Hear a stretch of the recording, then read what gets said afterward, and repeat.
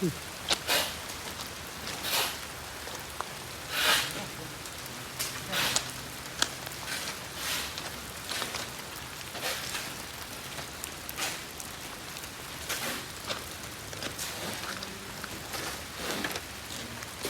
right, there's the 3 holes in the footers. And I got to fill it full of concrete. We're going today. Hello again from Benicawan, Bagat, the Philippines.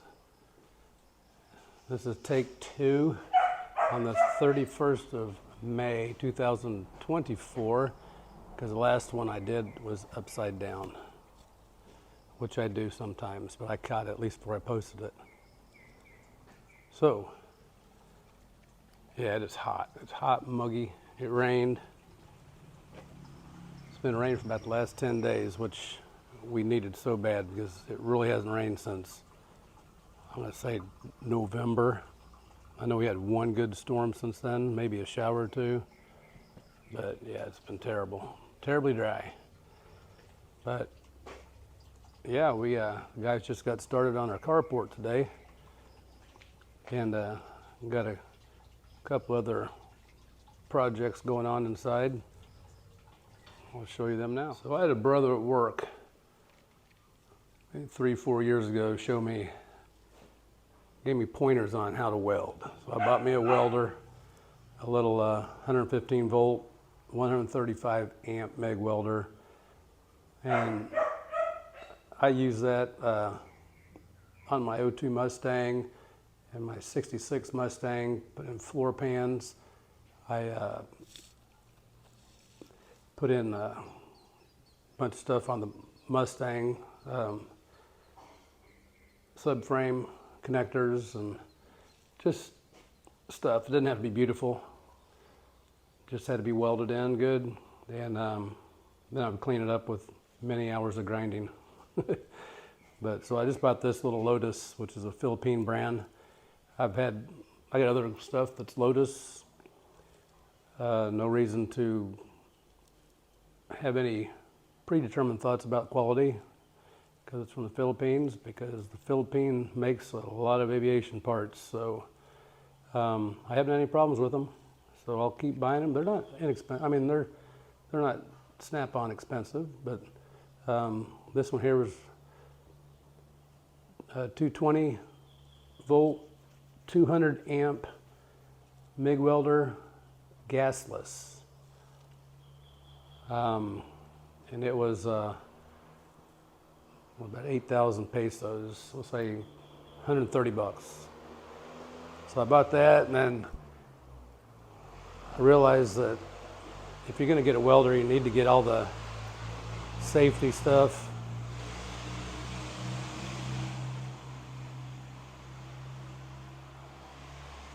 There goes the 1940s Jeep, goes by every day around this time.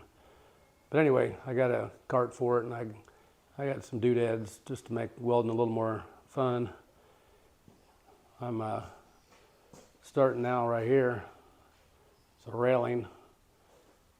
I'm welding up to put right here. And then I'm gonna do one for the laundry room too. I saw Diana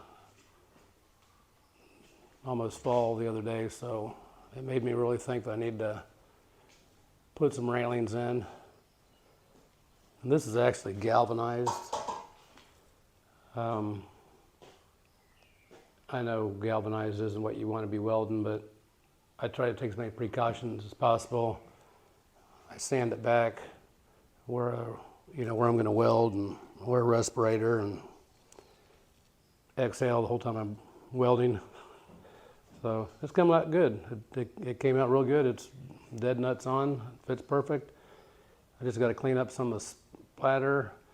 I got to get some Bondo and go in and fill in some of those voids in the weld.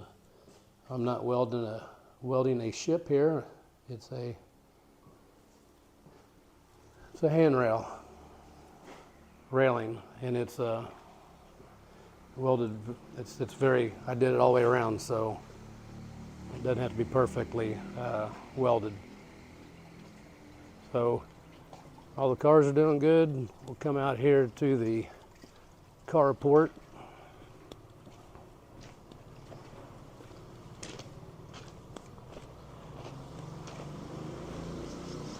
So of course this is going to be the noisy time of the day. But so the carport will mirror the front of the house. It'll go from corner to corner. The top of the roof will be on that beam with flashing. And I originally wanted to get pylons built here that mirrored those pylons here. But we can do that later if we need to. It's just a cost thing.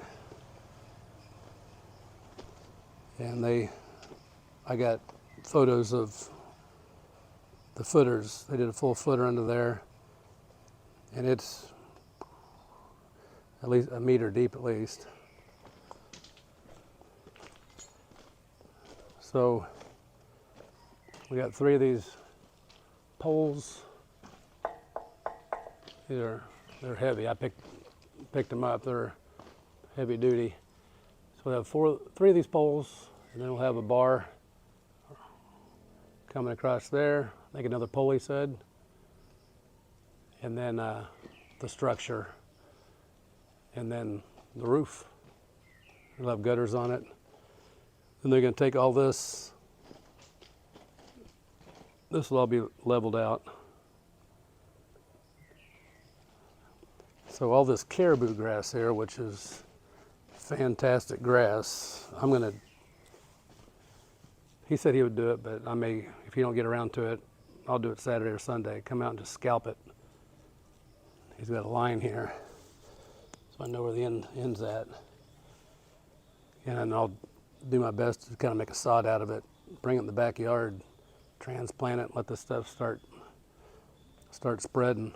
I was gonna do a little more of the front yard last month, but I knew they were gonna do this project, and yeah, see, they got dirt all over, so we'll just let the front yard fill in as it does on its own. But yeah, they're gonna level this all out, and we're not gonna need as much rock. We're probably 4 inches deep rock here. We're not gonna need all that rock. So I'm gonna take a bunch of this rock that we're not gonna need and move it back over here where I don't have enough rock and I got grass coming through.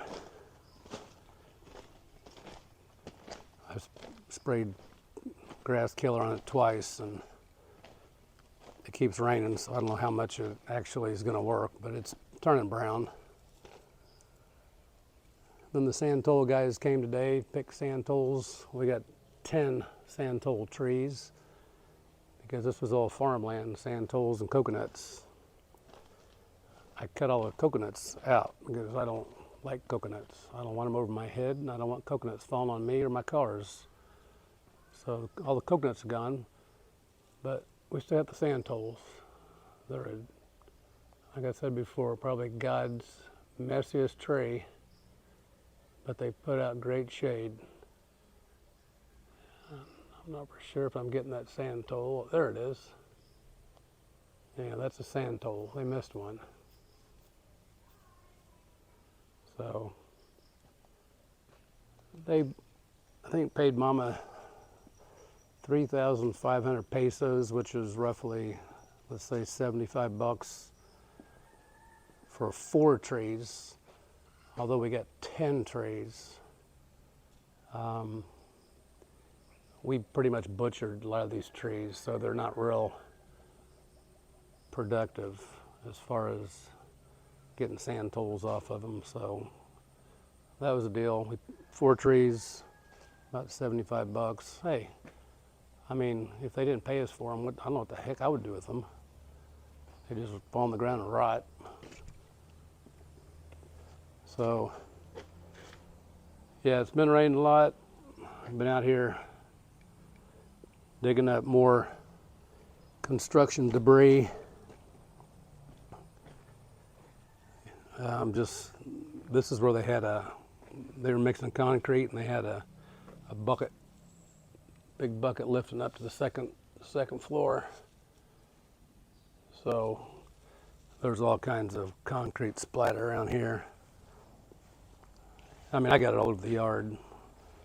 They mix, you know, they mainly mix concrete on the ground. So wherever they're done, you know, you have a concrete on the ground. You got to clean up. Here would be an example of that when they made our CR. So see, all this is not thick, maybe a ½ inch. Just, but I got to get all that up so grass will grow. And it's okay because I'm gonna bring it out.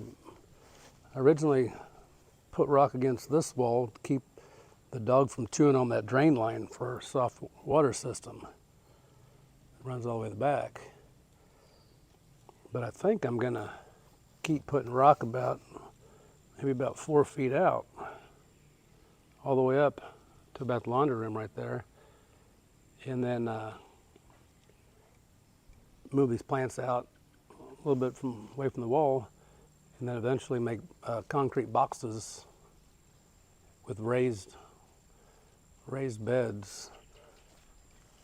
You know, put dirt in there and raise the bed up, because you know we're on a pretty good grade, and it just, you know, these plants over here, it's funny, all these eggplants, I didn't water for months because we was in a drought. It's like, you know, screw it, I could try to water them. They just stayed dormant, just green, just like that, until it started raining. And then now they're starting to put blossoms on it. And here's Ronaldo, our 4-month-old whiny ass lab retriever boy. Say something now. Say how you're abused. You can't believe it. You're not going in the house where the air conditioner's at. Oh my God, you gotta stay out here in the rain and stay in your doghouse up there, and you only got about 40 foot to run back and forth and play. Is he blinking SOS help? I can't tell. Poor thing. But when they get down at the carport, I'm gonna move him up there in the front of the house. He's an outside dog. He always will be his whole life. But he's on a run right now, a dog run, because he's 4 months old. And I don't want him chewing electrical wires or anything else. So when he gets a little older, he'll be out walking around doing his thing. But not now. There's this house I built him out of a trash can on its side. I put a form in there to keep it flat.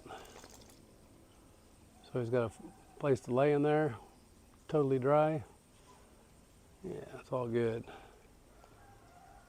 But he wants me to be out here nonstop 24/7, and I just not gonna be able to do that, buddy. I'm not gonna be able to do that. Maybe I'll get you a Malinois, Belgian Malinois partner, and you guys can work that out, huh? But, all right. So that's about it.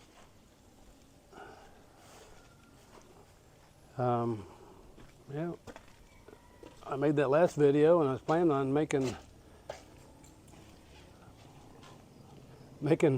several videos a week, you know, maybe several videos a week, or at least a couple a week.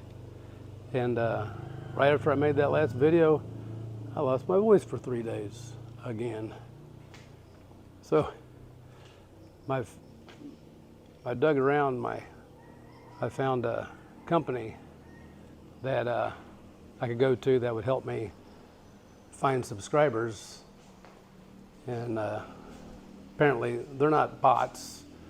Apparently they go to they went to Vietnam to find my new subscribers, my friends. So hey guys, I don't know any Vietnamese, but appreciate you guys subscribing. And so I'm like at 750 or something like that. So for another $22, it'll bump me over 1,000. And we can, like I said, I'm just playing around. I just want to see where this could go.